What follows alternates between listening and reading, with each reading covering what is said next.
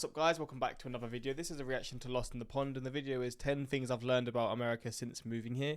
It's an old video, it's like from 4 years ago, so yeah, I don't know what to expect from 2018, 4.5 years ago.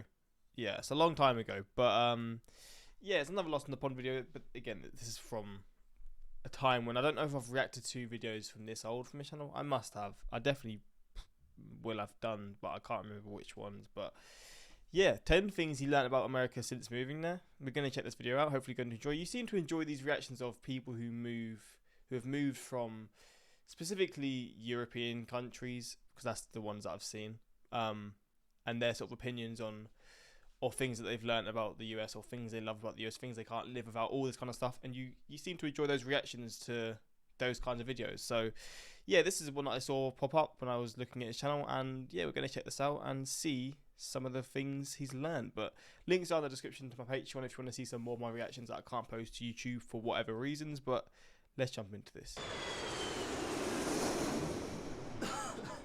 Hi, are you planning to move to the United States of America? If you are, stay tuned, because I have a video right here for you. I am a person, obviously, who has lived in the United States now for 10 years. And over that time, I have made some observations about this very place that I very succinctly want to share with you. So here are 10 things I've learned after 10 years in America. Immigration process. The immigration process is very thorough. We had to send in all manner of paperwork, you know, photos, affidavits from people we hardly knew and hardly knew us. And I'm kidding, it was family members, and all that. And on top of that, you know, you don't just put in all this paperwork and then wait the 9 months, in which time you could have a baby if you wanted, which would mess up the immigration process in many ways. And so we didn't do that. But it cost a lot. At the end of it all, I think we were talking over $1,000 just to get the initial 2-year work and residency stay. £1,000 for a residency stay, and all of that. And then after that, I had to extend it again by another 10 years and put in a lot of documentation and all of that. So it's a bureaucratic process, but it's worth it in the end. Cost of living. This will be interesting because it's obviously he'll probably be comparing it to when he was living in the UK. So I'll be interested in seeing his sort of views on the differences if he sort of compares it. Well, this was something that, you know, I came to find just because I ended up living in Indiana, which technically is not the middle of the country. It's in the Midwest, which is a misleading name because it's closer, much closer to the East Coast than it is to the West. But all that to say, it's a little cheaper living inland. In Indiana, you know, we had numerous apartments all over the state, actually, where we were paying, you know, about $500 something for reasonably sized apartments. That's cheap. $500 a month. That's really cheap. Apartments. When we lived in Anderson, in fact, we had a 2-floor apartment, and it was, I don't know how many square feet, 1,200, I think, and we were paying $530. That is so cheap. What? Why the hell is where I live so expensive? Maybe the city I live in is just a lot more expensive. Because I pay $950 just for the apartment alone. And that's pounds. So in dollars, that's probably like $1,100 maybe. I'm not good at the conversion, but maybe more. And I don't live in a big city. I mean, it's quite a small, it's a decent sized city, but it's a relatively small city in the UK. And I mean, it's pretty safe. I live in quite a nice area, but I've looked on on websites, and you never see anything for £500 unless it's a studio apartment. Even in the worst areas, it will be a studio apartment for the worst, smallest. It's just like, what the fuck? That is crazy. If you go out to Boston or San Francisco or even up in Chicago, which technically is in the middle, but it's its own entity, it's its own country in many ways, population-wise, you are looking at paying a hefty sum of money in those places. And in fact, of course, a lot of immigrants do move to the major cities. But if you're looking to pay a lot less, then avoid the coasts, you know, go inland and see what they have to offer. Unemployment rate. So the national unemployment rate here, just like anywhere in the world, I suppose, can fluctuate quite drastically over 10 years. Specifically, though, the 10 years that I've been here, if I'm being truly honest, I moved here in November 2008, of course. That's when the recession was really kicking off at that point. And so we were left with an unemployment rate that was considerable. And that was, it peaked, I think, in 2010. And then, obviously, slowly. It reached 17% nearly. God damn. I mean, I know it was a brutal time, but that is wild. Came down to a point that it is now a very nice looking unemployment rate. But I think the reason I put this one in is because we think of America, don't we, as quite a prosperous nation. We think of it as, the bastion of capitalism.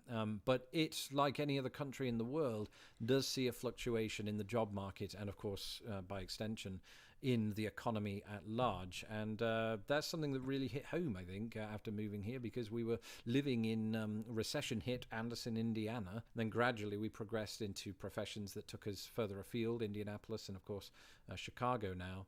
And we've seen that difference and what it does to a country. Extreme weather, yep. For sure. Speaking of fluctuations, the weather in the Midwest is insane at times. Okay, so in the summer, it's sweltering. It can get up to 100 degrees Fahrenheit, which is mental. But then conversely, and I've spoken about this a lot of times on my channel, the winters are like hell. They are freezing. In fact, on average... Is that a sleep demon? God damn. In Chicago, you're looking at about 7 degrees C lower than you would see in the north of England on average in December. And the north of England is, I mean, for me, it's cold. It's not actually that cold in the grand scheme of things, but it's cold. So the fact that it's that much colder is crazy. But obviously, there's so much more snow there as well, so it makes sense. And that's an average. So imagine the sort of the lows. We go sometimes way below zero. I think I've known it since I've been living in the United States to go something along the lines of 15 to 20 degrees C below zero, which is frighteningly cold and not entirely fit for humans. Countless accents. Accents, yes. So just as Americans are often portrayed as only knowing two British accents, the Queen's English and Cockney, we're not that good at knowing American accents, or at least I can speak for myself in that regard. Before I moved to the United States, I think I knew of just sort of basic Southern English, general nightly news, a kind of New York accent, and possibly Valley Girl, right? That's 4. But no, America is replete with far, how many times can you say far in one sentence? Far more accents than that. If you could just look at the South. I said a moment ago that I knew, vaguely of a general Southern accent, but it has plenty of nuances all around the South. But just up here in the Great Lakes region, right, where you've got sort of Chicago or Illinois in general, and you've got Wisconsin, you've got Minnesota nearby. Those were influenced quite heavily by Scandinavian immigrants that came in hundreds of years ago, and there's variances to accents and dialects up in this region with which I was not familiar. Anybody that's seen perhaps Fargo, might get a sort of broad understanding of that style of speech, but it's not sort of well known to us in Britain. I could and I will and I have done videos on American accents, and can speak to it more broadly outside of the context of this list. But it's fascinating and I absolutely love it. Accents are fun, to be fair. You definitely need a car, for sure.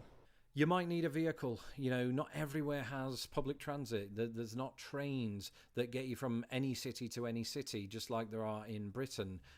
You will sometimes have to rely on a vehicle. Certainly in Anderson, when I lived there, where, buses were about as easy to find as jobs during the recession. It might have changed now. It was just difficult, and they didn't exactly as a town specialize in sidewalks. Now that got better when I moved to Indianapolis and Fort Wayne. It was quite pedestrianized, so great, you could walk around or you could cycle. But if you wanted to go a bit further afield, there were buses, yeah, sure, but they were every sort of hour sometimes, and you'd have to wait quite a while. And the only train to speak of in the entire state really is the one that runs from Indianapolis to Chicago and vice versa. Other than that, you're screwed, or you have to drive and get a vehicle.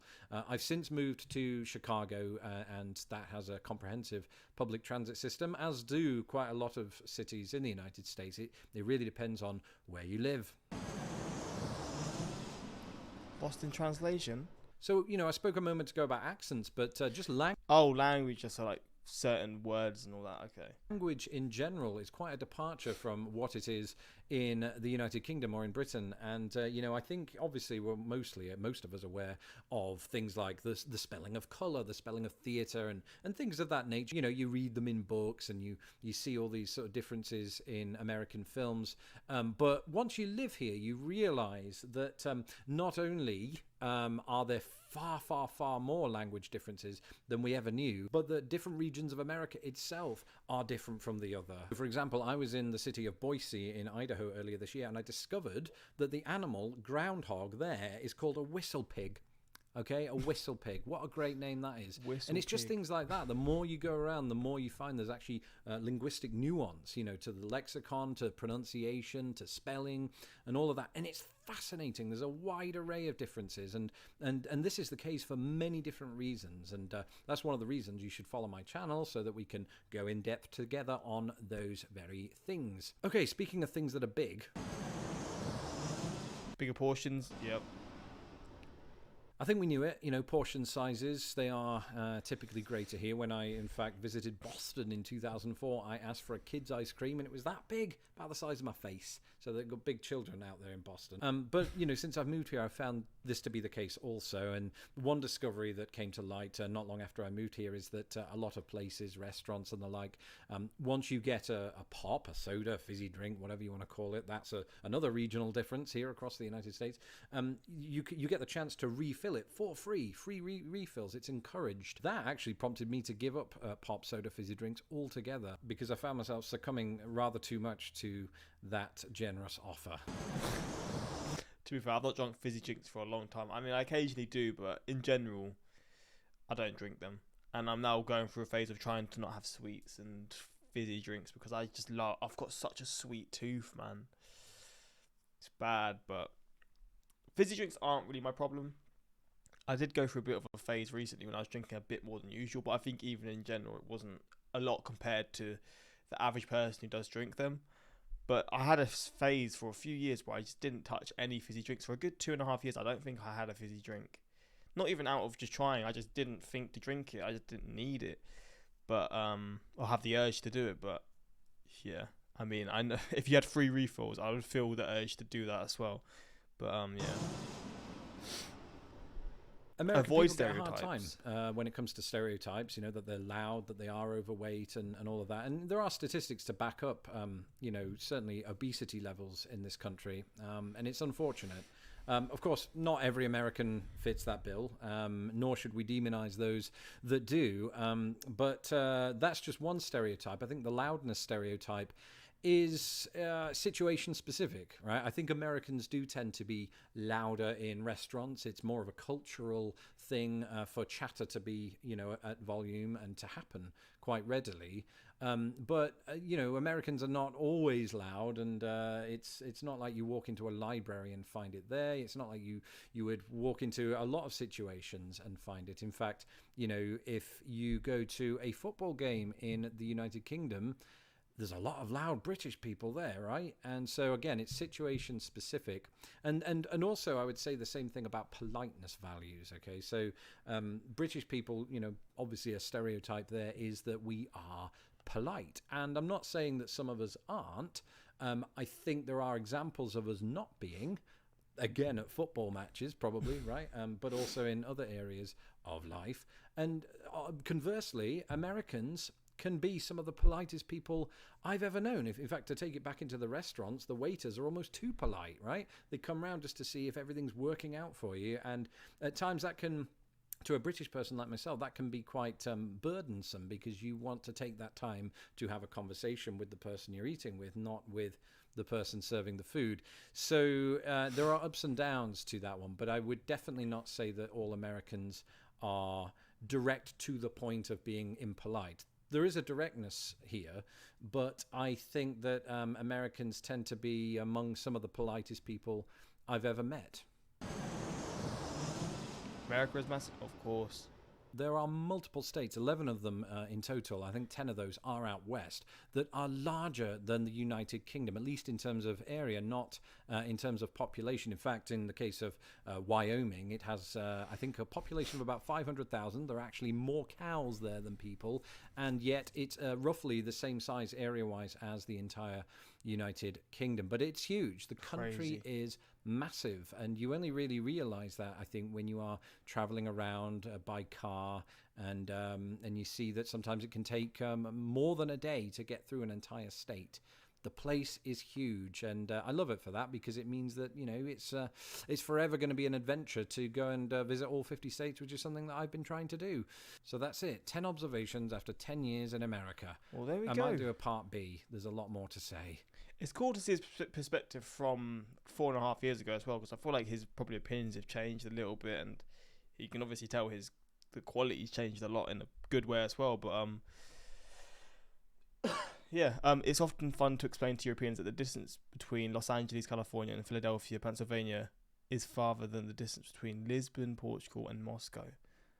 Between Los Angeles and Philadelphia, what? That is crazy. Oh my days, that is wild. Yes, the Midwest, where conversing about the weather isn't just for mere small talk, but mutual astonishment that the human body is able to withstand such extremes. Fair enough, but hopefully you enjoyed this reaction. If you want more stuff like this, let me know in the comments. And yeah, until next time, like, subscribe,